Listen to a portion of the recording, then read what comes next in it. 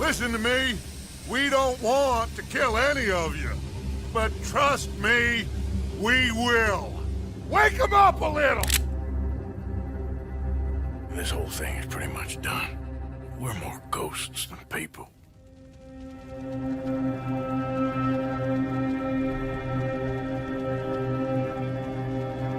You have got to keep faith. They will not crush us.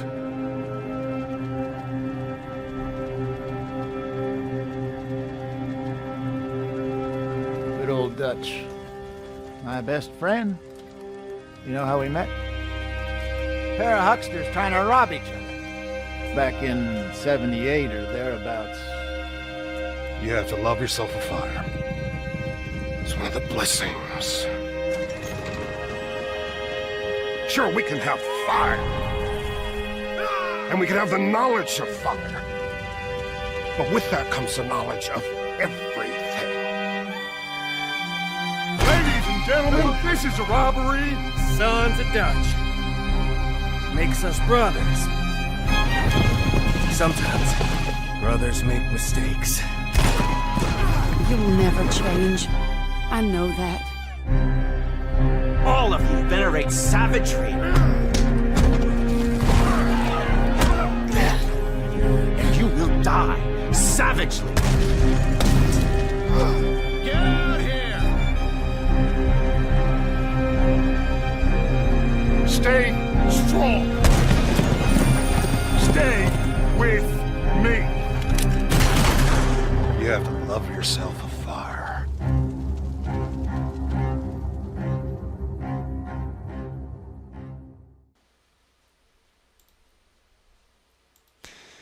All right, welcome to the beginning of Handy with the Steel, a Western campaign. And so welcome to LeClaire, the territory of Colorado. The date is May 4th, 1866, just 1 year after the American Civil War. The Pikes Peak gold rush has begun to falter, but still the desperate search for their fortune through minerals, commerce, flesh, or crime. Handy with the Steel is intended to be a sprawling campaign set in the fictional town of LeClaire, which sits just 40 miles southwest of Denver City. With a unique and varied cast of characters, Handy with the Steel hopes to tell a realistic tale of the American frontier. Inspirations include Tombstone, Deadwood, and the Magnificent Seven. Handy with the Steel will use Earl of Fife, FifeGames.com, Universal Role-Playing Games System, Heroes and Hardships, which is currently in development. Welcome to LeClaire, cowboys and cowgirls. Come along for the ride, and if not already, please subscribe to Blades and Blasters YouTube channel, where you can find actual plays, system and character creation tutorials, and role-playing game talks with content released nearly every day. And one warning. Viewer discretion is advised. This campaign intends to paint the American frontier as it was 1 year after the Civil War. Racism and sexism are still alive and well. We will take care to treat the subject matter carefully, but we will not whitewash the dirty side of the time period. Please understand we do this to make a realistic, gritty historical drama, not because we agree with these things. Alright. Yes. I am. Alright, so one moment.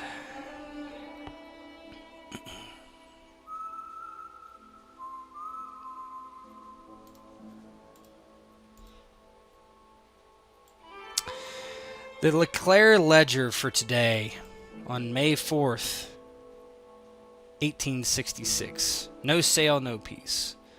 LeClaire lost another independent mine owner Monday. Elias Henderson went under contract with the Butler Company for the sale of his mining rights. The Butler Company has acquired 2 mines in the last month alone, with Preston and Preston buying another. Butler Company lawyer Deaton Miller commented, "This is a great day for Mr. Henderson and the Butler Company. Mr. Henderson received very competitive compensation, and the Butler Company now controls another adjacent plot of land which will allow for easier transportation of metals to town. The Henderson mine will reopen for the time being. Mr. Henderson had no comment and is in the process of leaving town with his new windfall. Man cheats at cards, gets shot. Henry David, an out-of-work miner, was found to be cheating in a game of poker. His cousin, Bishop David, took offense and drew steel. Fortunately, Mr. David was just grazed. Both men were fined for the incident. Mayor returns from Denver City empty-handed. Mayor Hill, who had been in Denver City for... And the article goes on, with a picture of Mr. Mayor David Hill.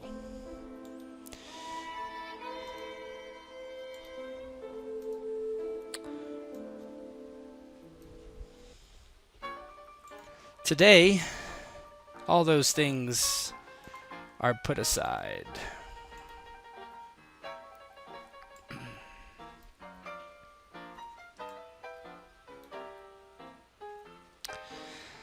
As the Jewel, a new brothel and saloon, has opened not so long ago. Today is a sleepy day, just afternoon.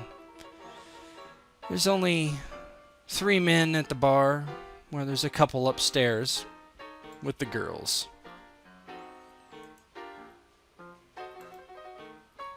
Today we find a odd cast of characters.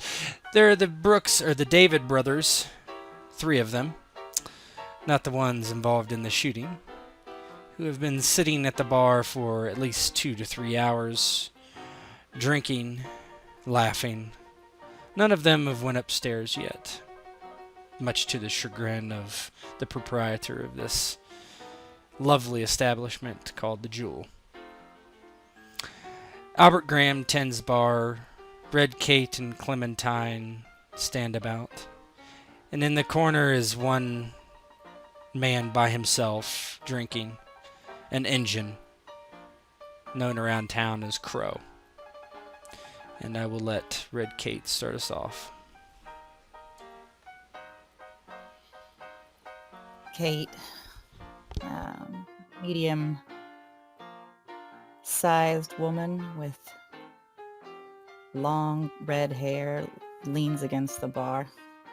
She looks at it idly, looks at the floor, the curtains, the drapes, making sure that everything is still as polished and new as it was a few days ago. She's wearing a fine dress and a cut that you wouldn't call respectable, but is a bit closer than that of the girls upstairs, and Clementine to her side. She glances over at the Brooks brothers, shaking her head a bit, but what you gonna do? As long as they keep drinking and putting down coins, she's not gonna put them out on the street.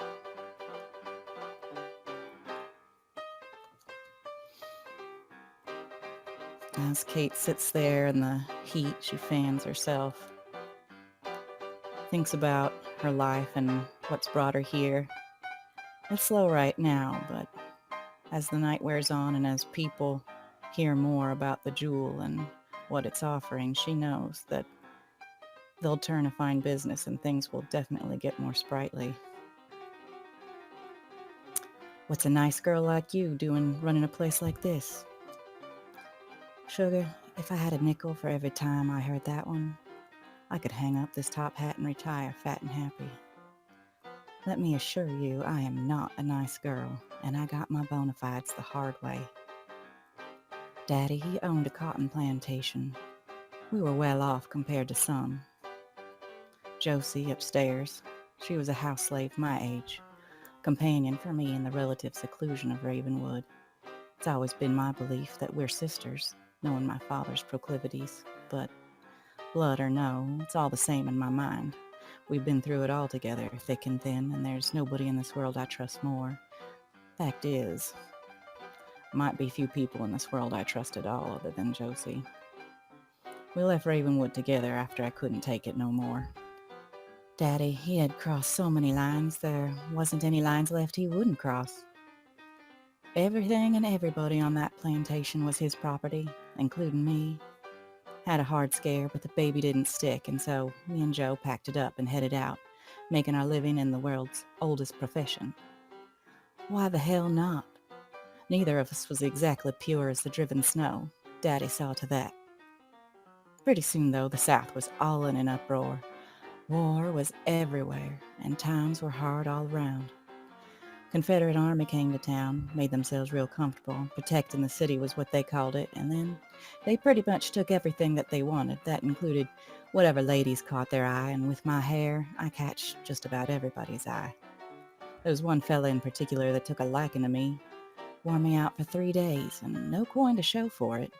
Not exactly a southern gentleman, and if I ever run into that fella, there's going to be a score to settle. So off to the East Coast. They treated us better, Boston than New York. We made some friends, like Clementine there, got regular clients, much higher class of folk. My procurer was a real piece of work, though. Smiles and sunshine one minute, frowns and fists the next. I was pretty good at staying on his good side, but Clem, she had some bad luck and ran afoul of his temper on more than one occasion. The situation was growing precarious. Albert, see that bartender over there? Well, he's also a friend from back east. He offered to step in a couple of times, but that would have only made things worse. Then came my angel, Jerome Whitfield, a lovely man with a large pocketbook. We did get along swimmingly. Over time, he came to care for me, wanted to save me from this life. I think he was a little confused, not sure whether to think of me as his lover or the daughter who had passed a ways back. Either way, this man saw fit to add me to his will, just as if I were his daughter. And then, disaster struck. He was killed in a dark alley, stabbed for his wallet by some heartless villain. Poor Jerome, he deserved better, but that's life, isn't it? We don't get what we deserve. We get what we are strong enough to take and keep. After some wrangling with the officers of the court, I finally got what was coming to me, but don't let anybody tell you that Kate hasn't got any sense for money. That is not the case. I had been watching for the right opportunity, an investment in a business I understood and could run to profit. And lo and behold, right here in LeClaire, the only saloon in town, went to bank sale after the owner got lead poisoning and died. Lots of men die of it out here, but a lady such as myself isn't likely to put herself in the way of a bullet. As a matter of fact, I decided that this town really needed a sanctuary from such concerns, and that is why the Jewel does not allow firearms. You check them at the door, and you get your pleasure any way you like. Booze, gambling, the prettiest lady on either side of the Mississippi are here for the taking if you have the means. I don't forget my friends, and so Josie is upstairs, and along with Clem and Albert, and some other choice peaches I brought along with me. All as sweet and soft as you wish, but you leave any bruises, and you will have a reckoning on your way out of the establishment. Fair warning. This town, it ain't much of anything at the moment, but times they are a-changin', and I aim to ride this train as far as it will take me. The days of taking shit from shit heels is over, my friend. Gents might have a hard time at first respecting a woman. Some folks are slow learners. Fortunately, I am well acquainted with pain, and pain is an excellent teacher. Now relax. Pull up to the bar, have a few drinks to clear the dust out of your throat. You've earned a few indulgences. Feel free to say what's on your mind. My barkeep has a listening ear. Everyone is welcome here at the Jewel until their coin is gone, but there's always next payday, and what else is there to spend it on in a place like LeClaire?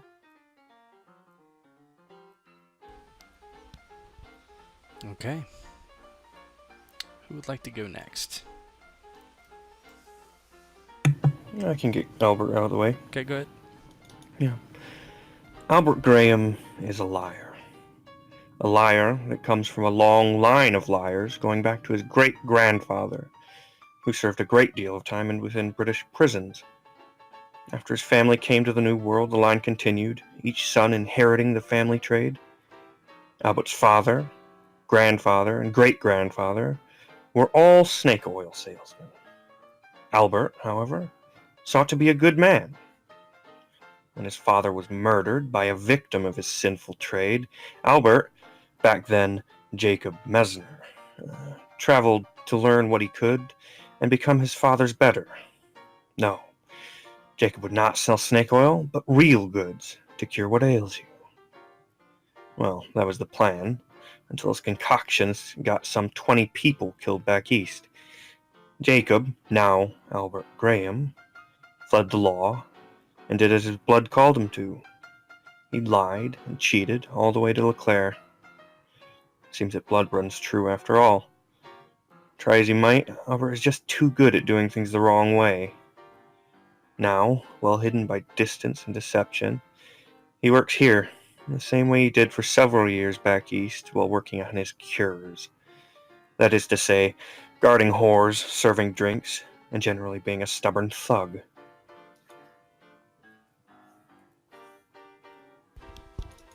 Alright.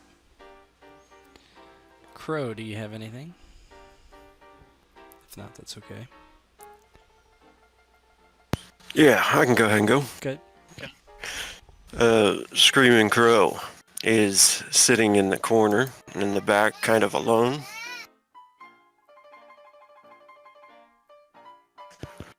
He's got his tomahawk in his hand and looking it over, twirling it around. I don't imagine he's been with any of the ladies here yet, but he probably just recently took up work at Dunn Manor.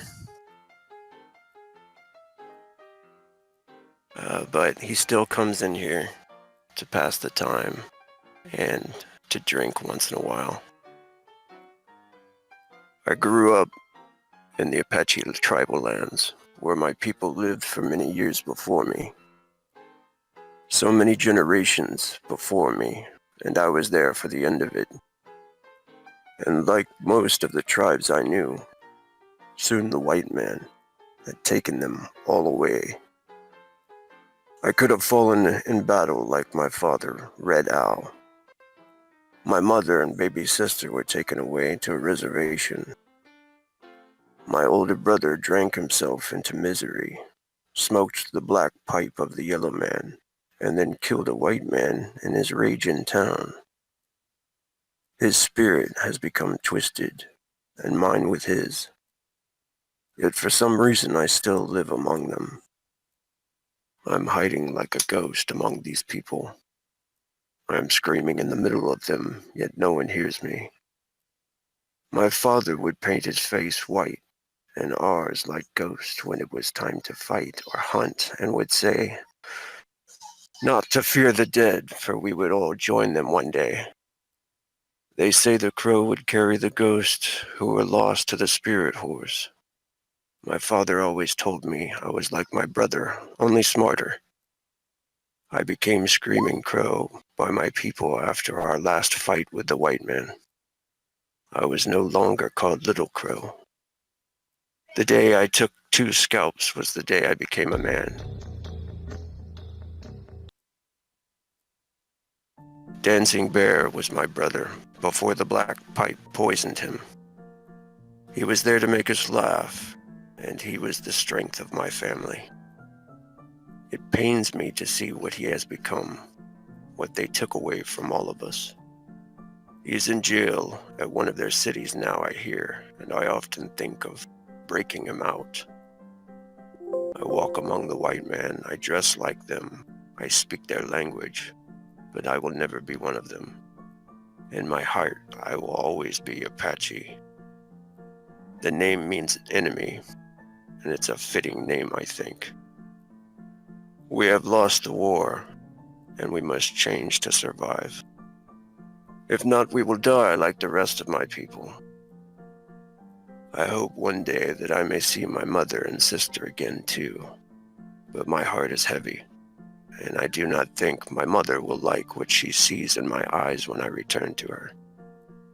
A man of hatred, a black heart, and a poisoned spirit who has carried many to the spirit horse. And that's him.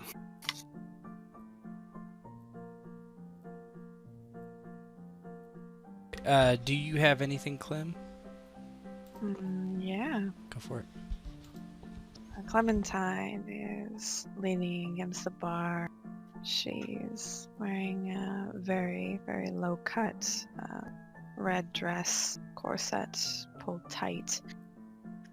She's worn corsets before, but labored breathing is something that she can never get used to. She idly picks away at the left side of her mouth, where a large scar from back in her days in New York still stays. She looks over to the David brothers, idly checking them out, waiting for them to look her way. Hair tied up in a tight bun, exposing her neck as she tilted to the side towards the brothers, waiting for them to come to her. Inside, she's a bit happy of the reprieve, not having to service the men at this point. She's a bit tired from yesterday, tired from the travels, tired from the lack of sleep in such a foreign bed. She was happy Kate took her along, of course.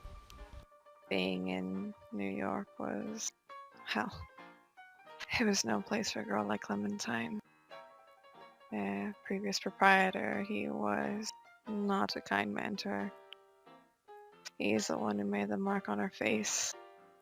She still harbors the resentment for him, resentment for any man who gets rough.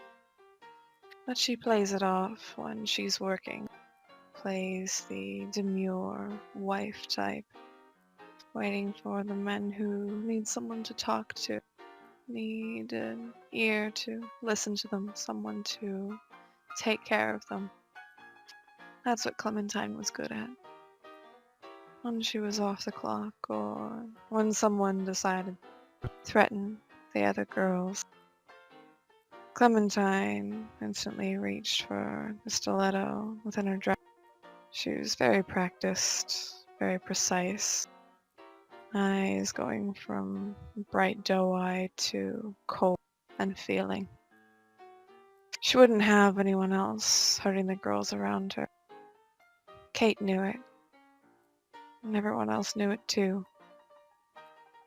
Here she stood, fanning herself as well as Kate, still hot in this bar while listening to the piano play, just waiting for the eventual job to come up, as she reminisced within her own mind about things that had passed and things hopefully eventually to come.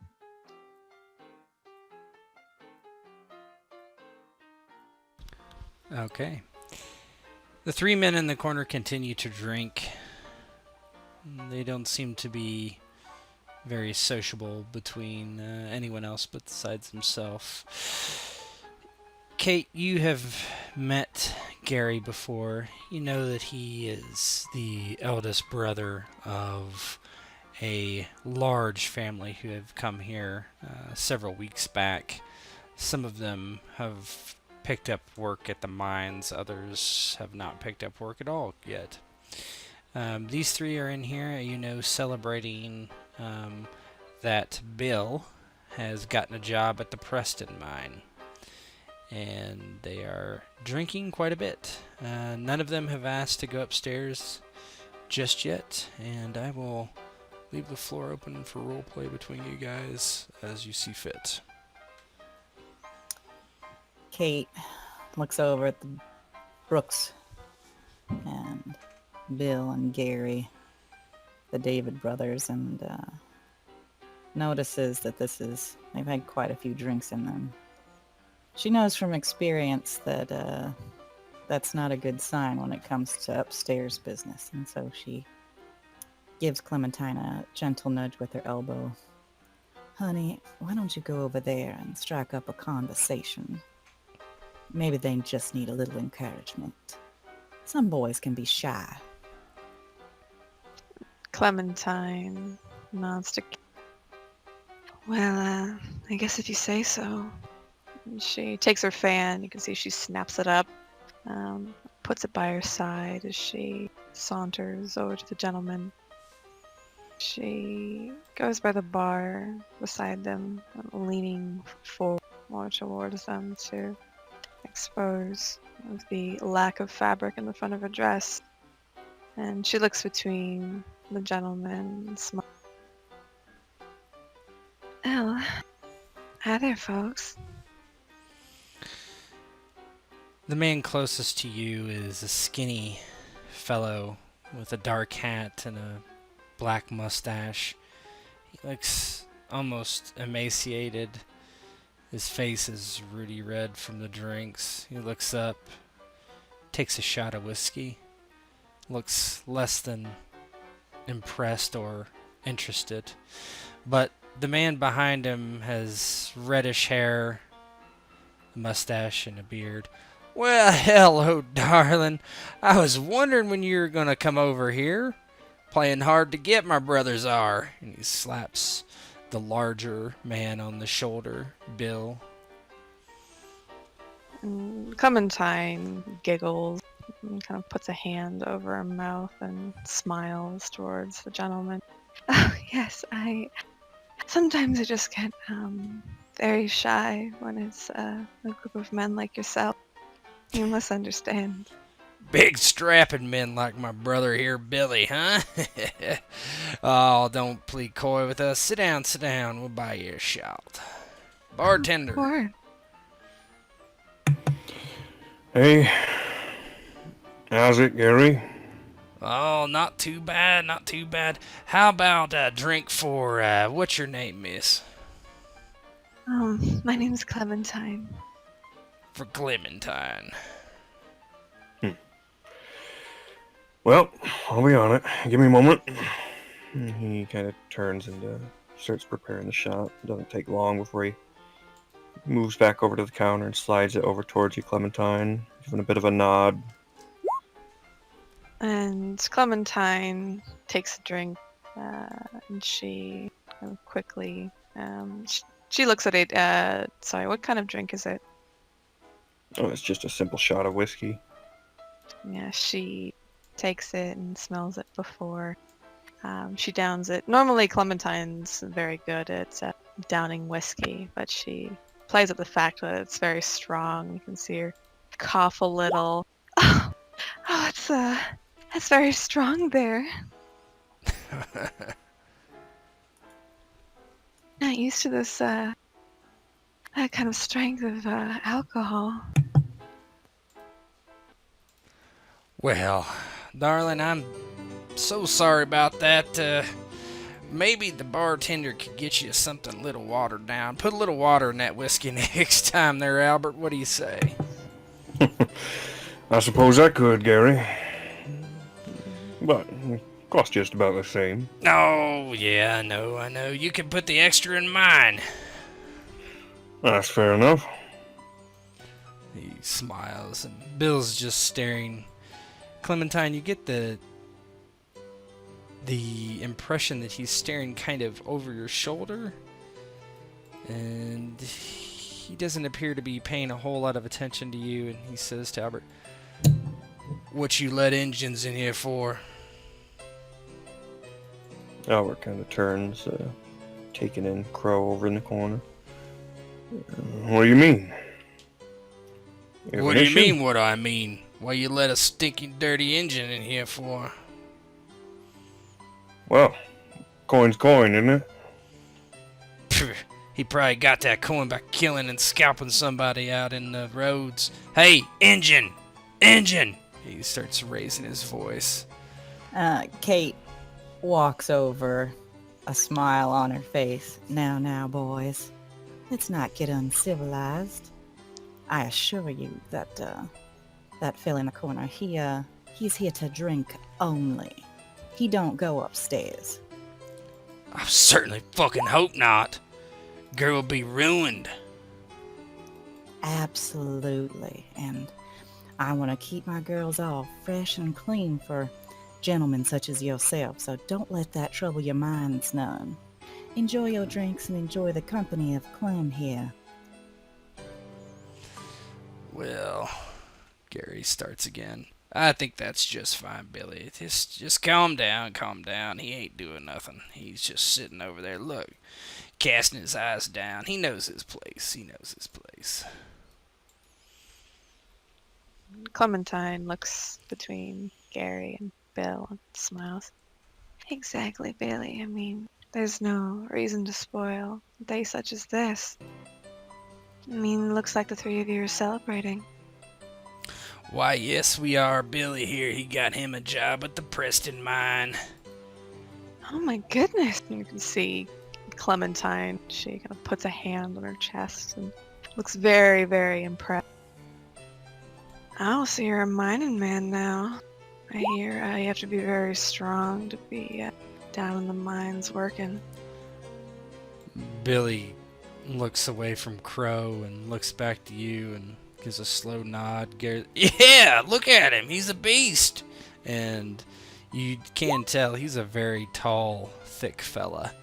Obviously, this being the 1800s, he has quite a layer of chub on him as well, but he is thick, yes. And Gary's like, yeah, well. And he looks like he's going to say something else, and Brooks just turns and kind of, well, this is getting mighty boring. And he kind of shuffles off a bit and continues to drink kind of by himself while the other two brothers are sitting there. Well, I tell you, sweetheart, goes back to Clem. Why don't you come back in a little bit? Just let old Billy here get warmed up. He just needs some liquoring up, and then maybe we'll call on you again. Clementine, she gives Bill kind of the look over, kind of looks down, looks up at him, and you can see she smiles a bit coyly. Well, by the looks of you, I don't think you need too much warming up. But if you feel like drinking some more, I'll of course be around. At your beck and call, of course. Well, that sounds mighty fine, honey. I'll wave you over when he's ready. Clementine gives a wink to both of them, and she gets up from the chair. Makes her way over. You see she's taken out her fan again, starts fanning herself, and occasionally she looks back over to Gary and Bill.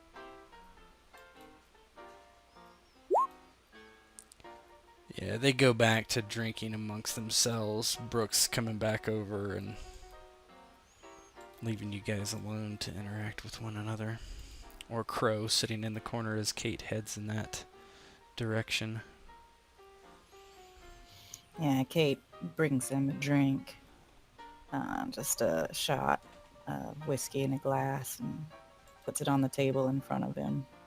Whispers in his ear, "Free drink on account of the poor company."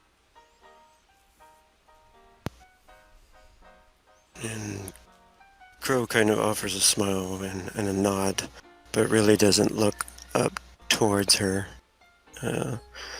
Still trying not to get the white men all riled up. And he says, "Many thanks, Red Kate."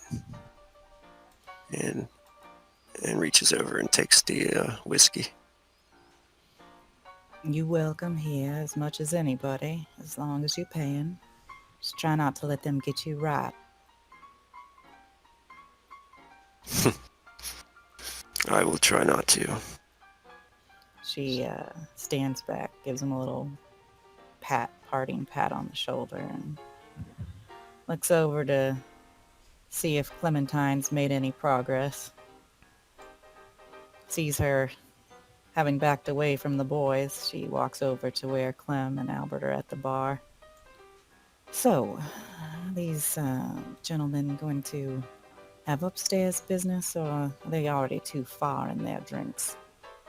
Clementine's continuing to fan herself. She looks to Kate. She makes sure to kind of block their vision to her as she addresses her. You can see she rolls her eyes a bit. Well, looks like Billy over there needs some warming. No, I mean, a bit better for me if he's soft. Well, so is he willing or not? Apparently, according to his brother Gary there, he needs some warming up. I'm assuming that's some sort of liquid courage or just enough to be able to get over this. And she kind of rubs a scar on the side of her face. Oh, honey, that's just flavor. You pretty as a picture. Huh. Well, some people think I should just be a picture and shut the fuck up. And she looks to Albert and waves him. Can you send me a whiskey my way? Yeah, Albert kind of slides down a bit more to kind of be on level with them and out of earshot of Bill and the other David brothers. What was that? Sorry.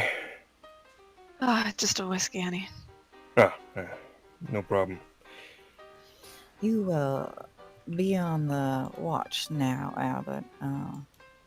I don't like the looks these fellows been throwing, over in the corner. We just want to be prepared. Oh, yeah. Caught on that. I thought so. Don't worry. That's what I'm here for, after all. Is there anything I could perhaps roll or otherwise get some insight on how Bill and them are usually if they come in? Or yeah, how they are sure. Give me a streetwise roll. Sweet. So click on your token. Skill menu? Skill menu. Oh, not that one. Is that it? Yep, skill menu. And then I don't see anything though. Oh, no, it just opens it whispered myself. Yeah, it should. List of options. Mm-hmm. And then I click from there. Yep. Oh, that's clever. I like it. So, streetwise. Any benefit to this? Nope. Cool. Any hardship? Nope. Cool. Oh, yeah. Let me whisper you something. Very nice. I was got an eye for people. Yeah, so you had an exploding die there, so that's good. I might sometimes kind of explain what's happening, just kind of explain the system as well. So,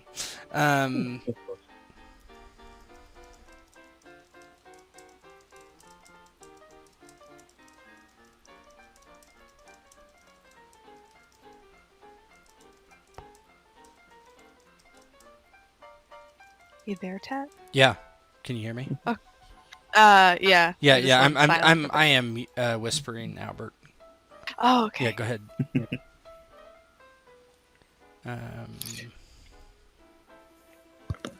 Crow throws down a shot of that whiskey and makes a face like, woo!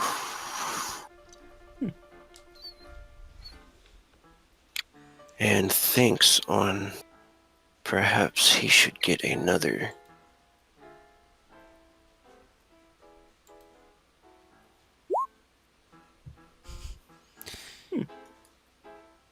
Okay. Yeah, Albert kind of looks to the two ladies. Again, kind of keeping his voice low to make sure that the other brothers there don't hear him. Well, the other two aren't much trouble, but, well, Bill can be, well, Bill. You know, I mean, look at him. He's every stereotype of a big fat man that wants to, drink as much as he can and just smash something. Well, you know how I feel about smashing inside my establishment.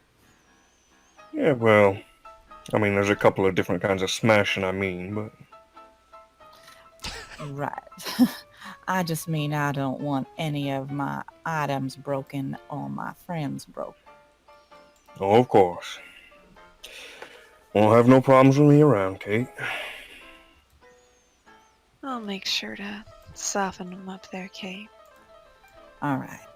Kate walks over to the boys with another shot of whiskey, and she says, "So, are we gonna have any takers, or should I tell Clementine to go take a nap?" Oh! Gary, like, chuckles and gives Bill a rib in the or an elbow in the ribs. Come on, Billy, get at it. You've had about Yes. 10 of those things already. She is just sweet as pie. You will not regret it. And her company does come with a free drink of coffee. Well, how could you say no, Bill? Bill's, alright, I guess so. Burps. Well, you'll do. You ain't been with that red man, haven't you? I don't know what I'd catch. No, none of us had. You're talking about Clem, right? Yeah. No, of course not. What, you saying you have? I'm saying I'm not for sale. Well, that don't mean you ain't had none of the red man if you got some peculiar interests. Kate just shakes back her hair. There's only one thing that's red that I allow to touch me, and that's this mane of hair on my head. Come on, Billy. Gary smacks him on the back. It's fine. Why you being such a nit? Come on. Celebrate. Good God, I'll pay. And Bill stands up and stretches a bit, lets out a fart, and walks around, scoots out from the bar and walks around. All right, then. And Clementine comes over and she wraps her arm around Billy's and she looks up to him and kind of bats her eyelashes. Oh, come on and follow me. I'll lead you upstairs. She gives him a smile before kind of pulling him towards the staircase. Yeah, you're walking and you see as you get closer and closer to the corner where Screaming Crow is, which you have to pass to go upstairs. As you get close enough, Bill decides it is a good time to spit his chew at Screaming Crow's feet. It splats on the floor, kicking up over Screaming Crow's boots. Oh, sorry, I thought that was a spittoon, he says. There is a spittoon in the corner. I had these floors polished not too long ago. Please mind my property. Oh, sorry about that.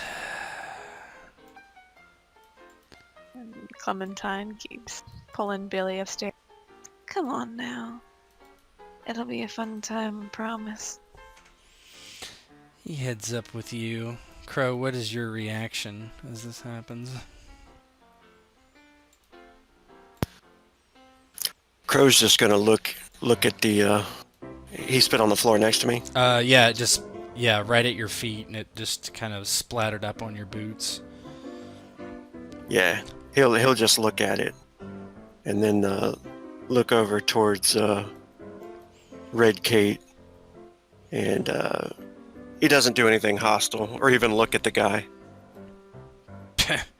He kind of scoffs as you walk by. Or he walks by you, I should say. And head upstairs. Alright. Clementine, he's kind of, you can tell as he gets up here a little bit, he's on a little bit of shaky footing and just sits down on the first couch that he can. This will be fine. And Clementine sits in next to him, and she starts undoing the front of her dress. Just right here. There's a bed in the back if you'd like, but if you're more comfortable here, that's totally fine with me. Right here is fine. That sounds good. And she takes off Billy's hat and starts kissing down his neck. So, is there anything in particular you like? He doesn't answer and just roughly flips you over onto the bed. After a while of him trying, it's kind of clear what's happening. He has had too much to drink, probably. He just stands up in anger. He's like fiddling with his pants. This is probably 15 minutes later. And Clementine just looks up at me. It's alright. She looks to the side and looks up. Maybe we can try a few other things. Like, what? You laughing at me? No, of course not. You looking at me funny. I've seen that look before. And she just shakes her head. No, of course I'm not laughing at you. I mean, well, whatever you want me to do, I can help out. I want you to shut up. And he's gonna try to smack you. Alright, Clementine, I guess, gonna attempt to dodge out of the way. Yeah. So would I just roll? Just a dodge. Oh, in the skill menu? Mm-hmm. Okay, let's see here. Yeah, combat, you can do it. You can do it either way. You can do it out of the combat menu, or you can do it out of the... I'm guessing no benefits or hardship? No. Oh my goodness. That's a slap right there. Oh! Yeah, 21. That is enough to actually really hurt you. So, that's 21 difference. Your wound level is 8. Your mortality threshold is actually a 16. So go ahead and roll a death roll. Fucking hell. Where is that? That's in your combat menu. Oh my goodness. Okay, death roll. Mm-hmm. So okay, so you're knocked unconscious. So how does that actually look?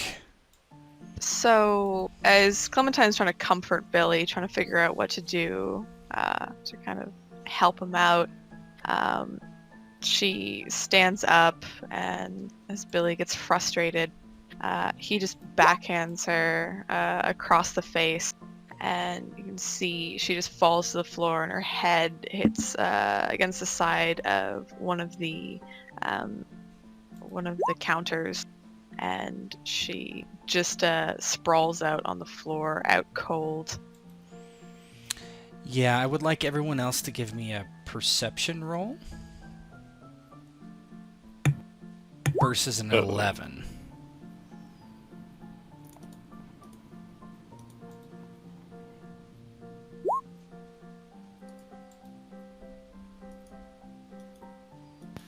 Good thing I'm a scout. Albert didn't hear it. Yeah, so Crow, you hear a bang, like a hard, like something got knocked against the table or a wall. Now, in a whorehouse, that might not seem all that interesting, but you thought you heard someone say something like no, or you're not sure what happened, but it just didn't seem right to you. You're right underneath the stairs. You've been hearing the moans from the other whores up there all day, and that just did not sound right to you. Like a female getting slapped. Yeah, maybe. I am, Crow is like in the middle, I think, of accepting Red Kate's drink, you know, and he was just surprised by the niceness of her, you know, actions, and he said, "You are too kind, Red Kate." And he's about to go take the drink when the slap happens.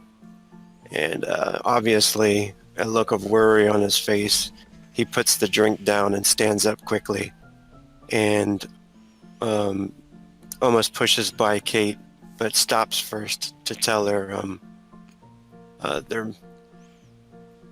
what was that guy's name? Bill? Yep, Bill. You can see the current scene, right? You should be in that. Yeah. Okay. Yeah. And he'll look towards Kate and say,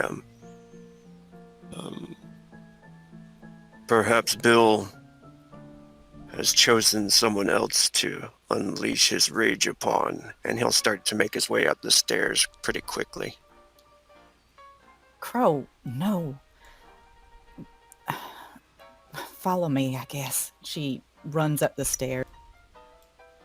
She'll throw open the door as soon as she gets up there. Yeah, Albert, what are you doing? You see them two just like hustling up the stairs. And on her way up the stairs, she is pulling her pistol out from her thigh. Yeah, the moment Albert sees that, have the two brothers noticed it yet? They don't seem to really. There's. Go ahead and roll me a perception, I guess. Alrighty.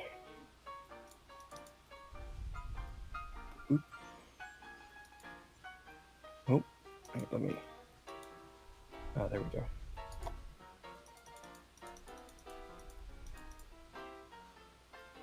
That go through? I see no roll. Make sure they're all zeros. It should auto. Oh, I might have it should clicked auto zero, but just don't click too fast, really. Yeah, that's probably what happened. Yeah. Because it'll populate the zero, but it takes like half a second. Yeah, they don't seem. You don't think that they did, but you're not really paying that much of attention. Yeah, Albert kind of notices the situation and kind of looks to the two brothers. I'll be right back. How about a drink on me? Oh, all right. One of them says, Gary. Yeah. And he sets up like a really simple whiskey tonic or something, passes it over, and goes and heads up after Kate. You three head up and you get to this lounge area, which is one of the large rooms. It can be used. It can be cordoned off for multiple rooms by just like a screen, right? A curtain, and you see Bill. He is buttoning his shirt. And looks like he's about to turn around and walk down the stairs, and on the love seat there you see Clementine just sprawled out, just a huge red welt on her face, and she is completely unconscious. Can Kate see any... Does she look dead? I wouldn't think. I mean, we didn't hear a gunshot. I mean, yeah, I don't know that you would think that she was dead. You've seen people punch before. It definitely would look that way to you. Yeah. So Kate, at the top of the stairs, she looks over at Bill, and her face just loses its southern friendly demeanor, and she pulls that pistol out and points it right at him. You fat tub of shit. What do you think you're doing laying hands on my girls? You back the fuck up. He slowly kind of puts his arm... Alright. Don't shoot me. I'll pay, don't worry. Oh, you gonna pay, that's for damn sure. Albert, go check on Clem. Albert gives her a nod. He looks more than a bit sour, and then kind of looks to Screaming Crow and... kind of mutters as he passes, keep an eye on those stairs. And Crow nods to him, kind of puts his back to the wall and watches the steps. And Albert heads over. Does he have to shove past Bill, or is... No. He's like standing in the middle of the room while Clem is like over here. And Albert will take a look over Clem and see what he can do, if anything. Yeah, I mean, she just looks, just completely... You can roll a healing roll, if you want. Okay, yeah. Get a good assessment if I can. Yeah, she's definitely been punched pretty hard. You feel the back of her head, and there's some blood there from where it's hit against something. Right about that time, her eyes start flickering as she begins to wake up. Clementine slowly kind of opens her eyes, and everything's very distorted, very hazy. And she brings a hand very slowly up to her face, just groans. Now, girl. Careful. You alright? You're looking a bit rough. What happened? That's what I'd like to know. According to that red wilt on your face, Bill over there laid hands on it. You tell me true, girl. You do anything to deserve it? No. She shakes her head. I know, you're a good girl. I just wanted to hear it from your mouth. And she turns back to Bill. Well, it's time for payment. And she says, go sit down in that chair over there. He's like, how much is it gonna be? I got some money here. I ain't worried about this bullshit. Get me out of here. Oh, sure. We'll get this over real quick. And she goes over to Albert and she whispers to him, can you go get my hammer? Albert, there's a half grin filled with a bit of malice as he kind of eyes Bill. Yeah, you good? I think we got things under control for the moment. Just hurry back. You think I'm gonna let you go get a hammer and hit me, you little fucking whore? I don't think so. No, she whispered it. Oh, I'm sorry. I'm sorry. She isn't gonna tell. Sorry. Yeah, I would hope. Yeah. Yeah. So he just kind of backs up. Look, I got some money. You want to get payment? She got punched. Who cares? She'd be fine. Well, you see, she's mine.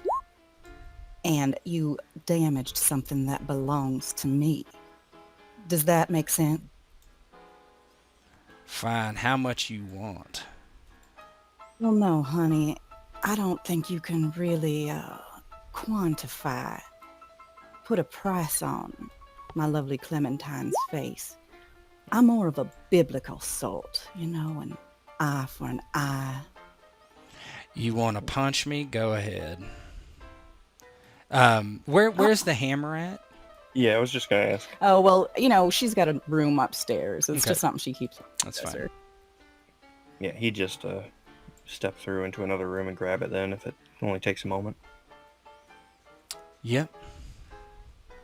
Yep. He has it kind of he's wearing like a pretty long white sleeved shirt over under a vest.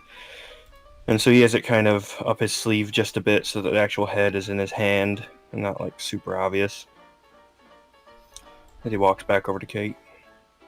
All right, now, you see, I, being a delicate woman, I don't think I could inflict the same sort of equivalent damage as you struck my Clementine. So I'm going to ask Albert to do it. Just one hit, if that's all right. He looks at Albert. I'm going to roll a perception roll with a hardship to see that hammer. One moment.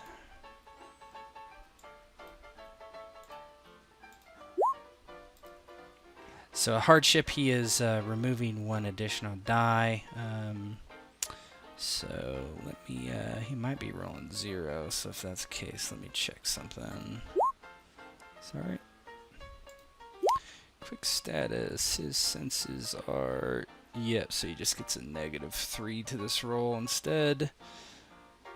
Because you always have to keep something.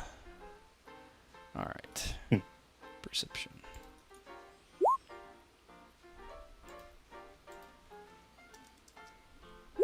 Nah. Cool. Yeah, fine. Hit away, little man. All right, now, Albert, come here. Now you, Bill, I want you to put your hands out here on this here coffee table so that we know you ain't gonna try to hit back. Fine. Albert, as he, after Bill takes that pose, as he walks around to the side, kind of lets the hammer into Kate's hands from his sleeve. If that's what she's wanting to do. No, Albert, you can do the honors. I'll sit here and keep things nice and cool here. Now you might want to close your eyes. It hurts more when you see it. I've been hit before. I'll keep them open if that's alright. Sure as we're open.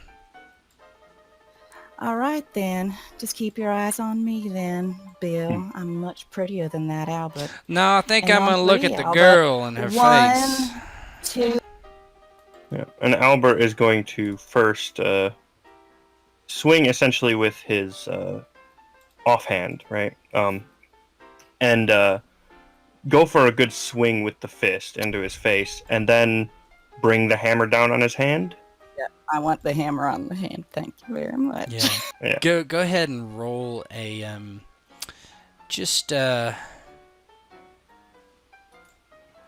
let's see. What would that be? Go ahead and roll a bludgeon roll. Okay. So you probably have to do that out of skills. And go ahead and do Alrighty. 3 benefits. Cool. Bludgeon, 3 benefit. Cool.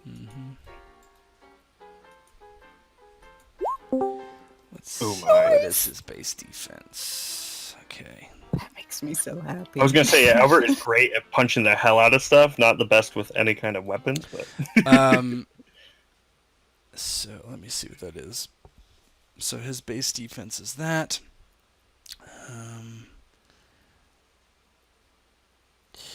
Yeah, he screams out in agony. Oh, God! Oh, they broke my hands, boys! Just screaming. He falls to his knees and he's rolling around. Can Crow hide on the side of the like this? If they come up the stairs, could he be hiding right there behind the wall as they come up? Certainly try with a stealth roll. Okay. Oh, you big baby. Clem didn't cry out.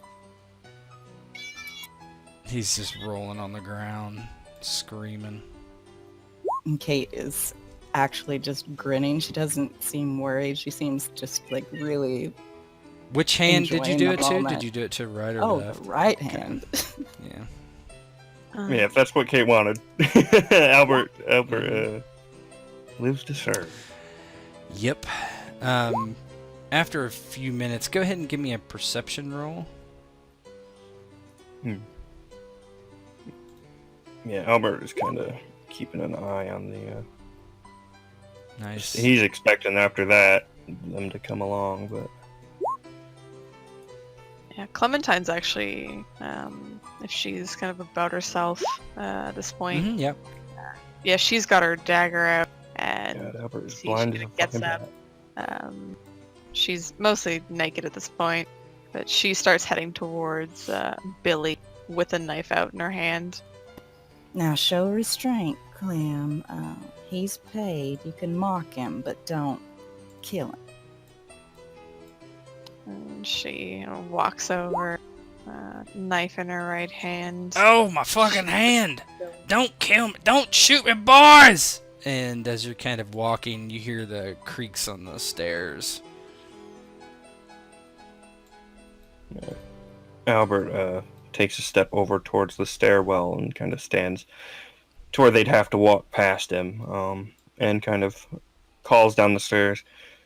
Now, I will give you boys one chance to head back down those goddamn stairs. Do you hear me? Your brother will be down in a moment to see you. Alright, hold on. Alright, one sec.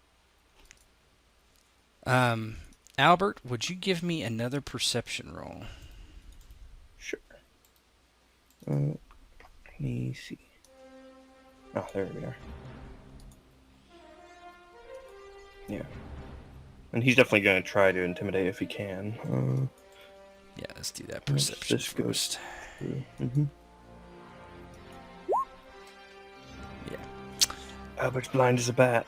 You can go ahead and give me an intimidation. Well, actually, you think it's Gary. What's going on up there? Heard Billy screaming. He shouldn't be doing the screaming, I don't think.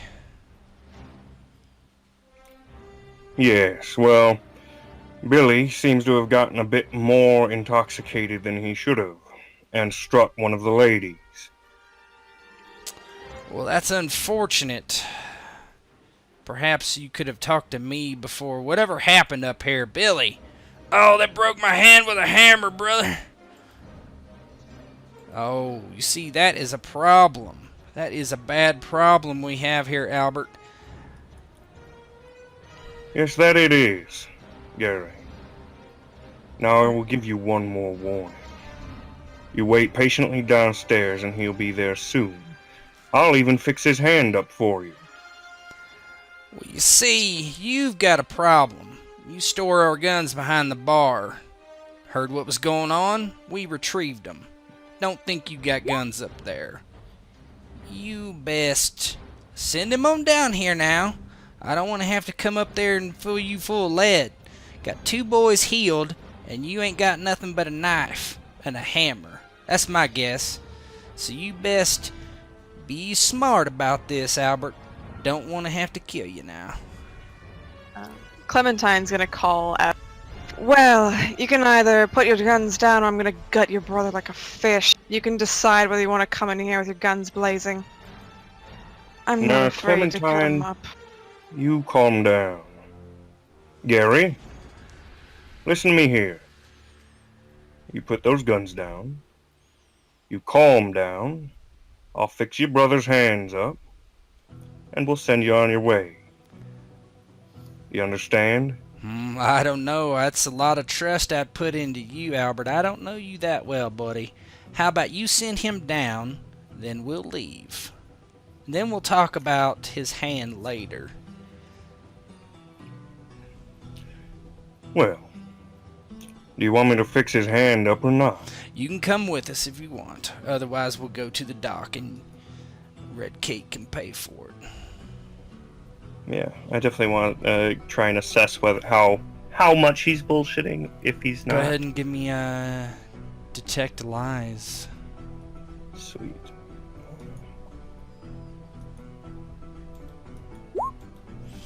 Okay, I'll whisper you.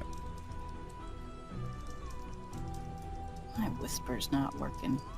Is it not? Let me change my name to something that's not too... To the... Yeah, go ahead and try now to just judge.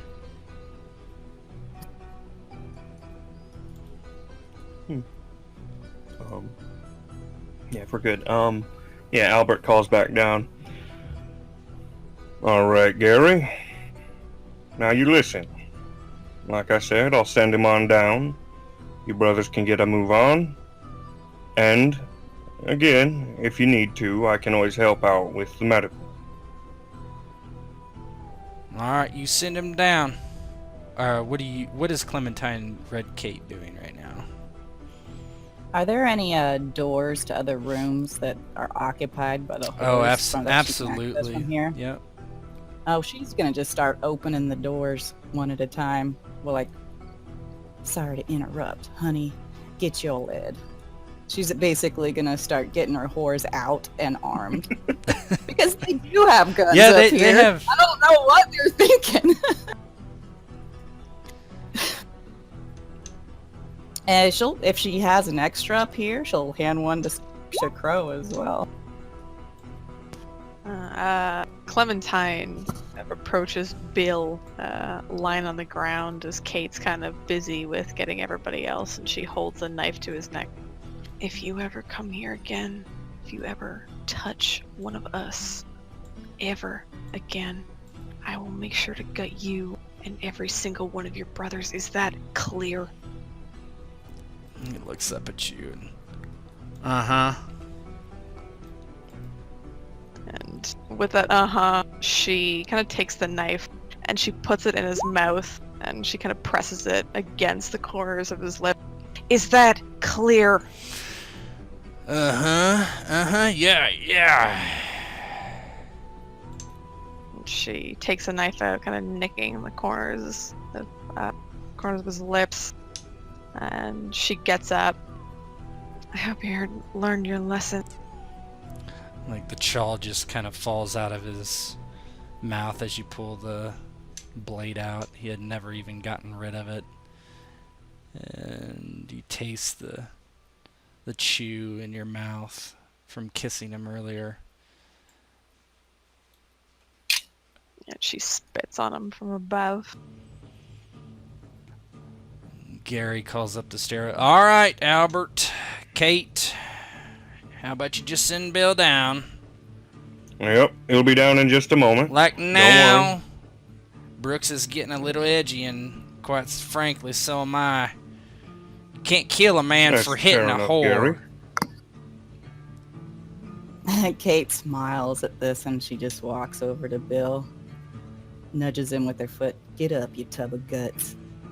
He gets up, one hand holding the opposite wrist. You can tell at least a couple fingers are just broken. Oh, my job! Damn!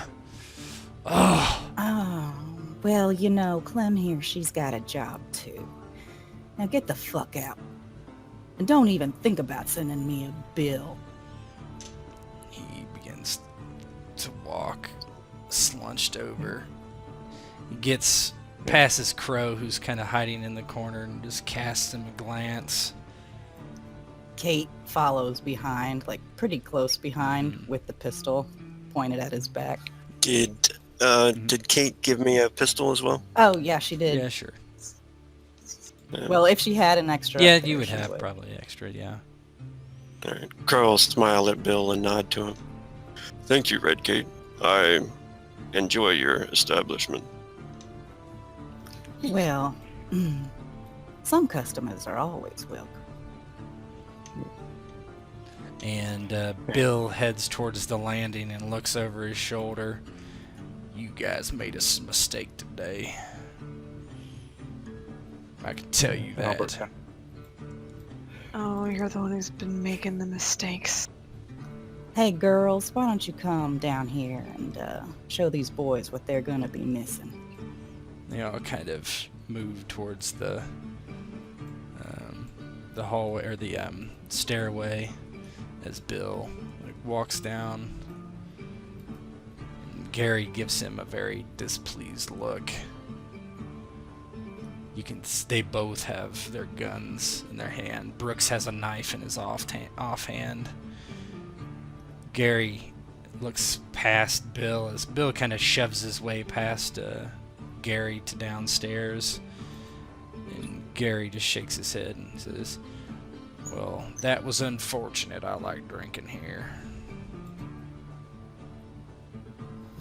It was unfortunate. The rules are clearly established. No one touches my girls, and no one damages what's mine. Well, I hear you. I'll have to talk some sense into these boys, but... Does he seem sincere? Yeah, he seems... He's kind of an affable fellow. At least he is. The rest of them are just kind of your normal patrons you wouldn't think too much about, but Gary's kind of a joyous, talkative sort. Well, Kate looks at him, and she was pretty much expecting a lot of back talk when she came down, and she's a little taken aback. Well, Gary, if familial loyalty don't get in the way, you are still welcome here. Unfortunately, Bill, it cannot return. Well, we'll see about that, I guess. Come on, boys, let's get out of here. Come on, Bill. He turns around and pushes him down the stairs. Brooks just looks at Red Kate, walking backwards down the stairs. And they empty out, quickly running through the lobby and out the door. Bill grabs the whiskey bottle off the bar as they leave. I'll switch the scene again real quick.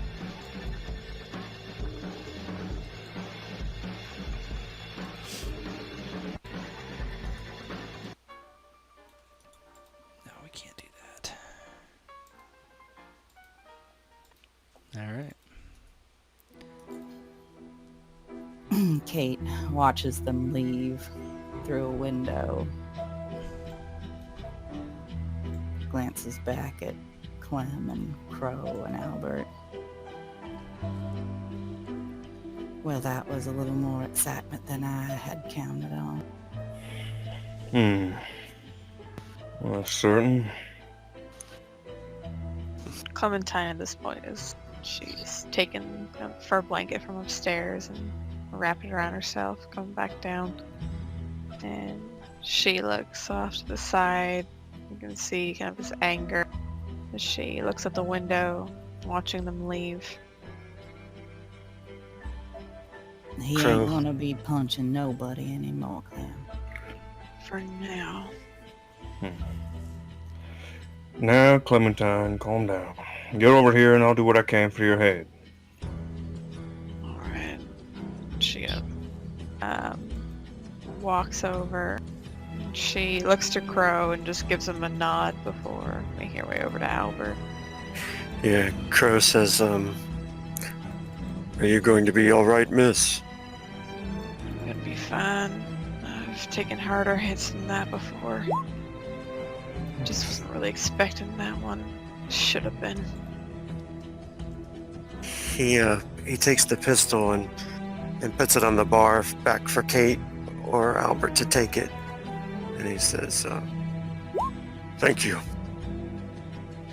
Oh, for what, honey? As far as I can tell, we owe you. You've paid me with drinks tonight. And your kindness. Kind.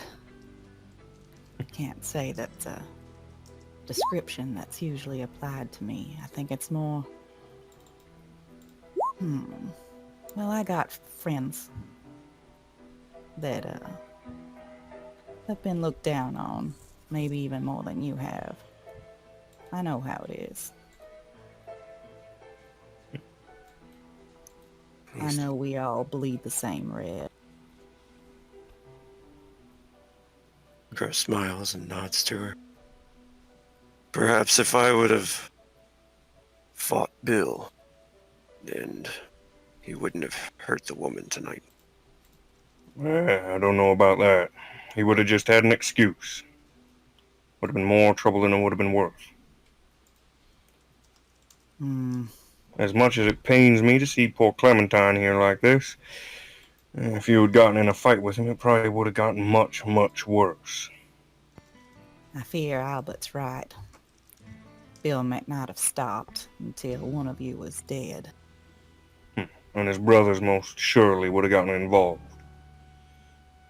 That better me than you. Well, and that's not what I'm saying at all, honey.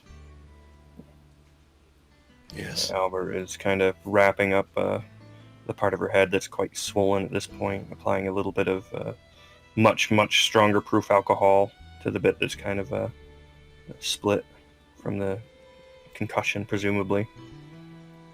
Yeah, she hisses a bit, looks up to Albert. Mind your hands there. Hurts a bit. Well, I'm sure it does. Aye, though, he did get you, didn't he? She nods slightly. Yeah, well, if anyone's into injured women in the next couple of weeks, well, they can look no further than me. Mine's always on the money, huh? Of course. Hey, can't stop working now. Well, hun, if any good comes of this, perhaps it'll be that folk around here know you lay a hand on a woman in here, and there be a comeuppance. I worry about the brothers coming back at some point, a bit more hostile. Gary's a fair enough fella, but you never know about the lot of them. But a reputation is useful. Well, let's keep our eyes peeled for some local muscle we could add.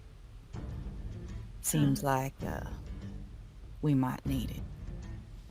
They always come back. Crow, wouldn't want to advertise this, but whenever you're here, you might be able to keep your sidearm as long as you keep it out of view, just in case. He nods. I think that is a good idea. I certainly think so. I'm no good with a gun. Years of evading a war didn't do me too well, it seems. And fuck, I think we better get a lockbox for those pistols. It's certainly not a bad idea, is it?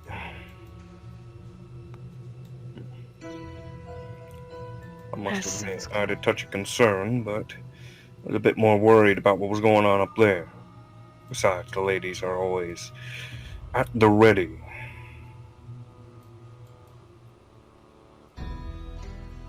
Hopefully their clientele aren't too disturbed.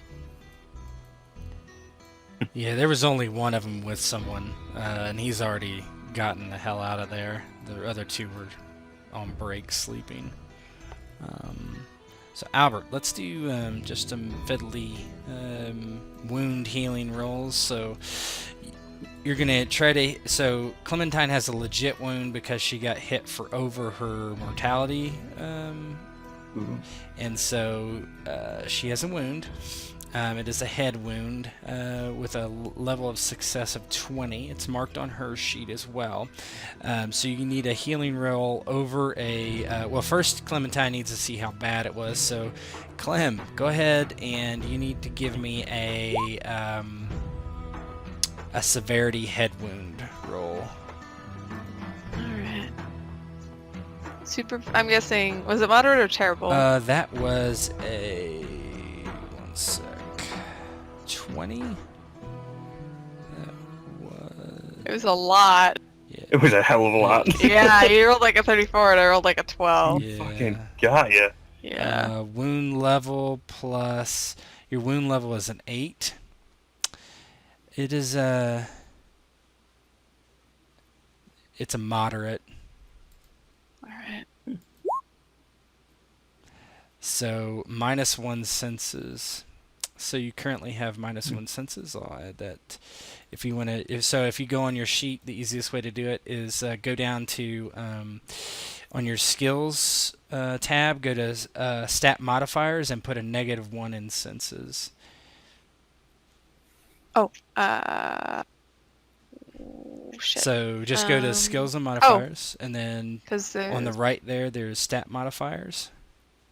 Nope, that's abilities.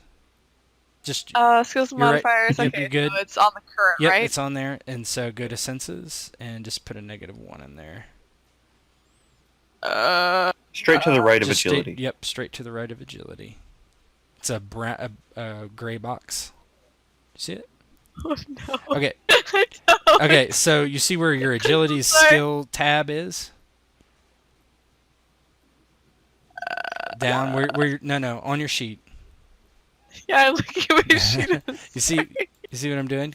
Okay, so you're on. Yeah. So you see what you see straight to the right of that. Stat modifiers. Oh. Yep. Yeah. Put a -1 in senses. I think I got slapped too. There you Shoot. go. Fucking slapped through time and space, apparently. So yeah, you're concussed pretty good. So okay, so that's what we're dealing with. Not too bad. Go ahead and Albert, you can roll healing. You need to get a 20 to heal it. Is there any way I can particularly take my time to... Sure, I'll give you a benefit for that. Cool. He's nothing too special, but I mean, he can patch people up a bit. Yeah. Nope. No. Nope. He can help with the pain, probably, but not much else. So As bad over as the that. next bit, you're trying to wrap her head up and do what you can, but yeah, not doing much good for her. So that is the initial treated. So it's been treated one time. So you can try to treat it again. So if I go into your wound, I'll put check mark and treated. It can only be treated twice. At that time, you get it for good if you fail. Like, what does that mean? Like, she's just a -1 to her senses? Yep, she would have a -1 to permanently? her senses forever. Her sense. She's always got like a ringing in her Yep, ears. or something like vertigo that. It would, yeah, your senses would just go down 1. It would, instead of being a modifier in that modifier part of the character sheet, it would just go straight to your attribute. So you Yeah, might want to Albert go kinda to the looks- doctor next time. Yeah, I was just Yeah. going to say, Albert kind of looks it over, having patched up what he could. That certainly is something. You're going to want to go see the doc after this. I can only do so much with what we have here. Oh, thank you, Albert. I appreciate it. I'm pretty tired now. You can see she puts her hand up to the bridge of her nose and pinches it. Kate looks concerned. She looks over at Albert. Isn't it bad to fall asleep after taking a blow to the head? I believe.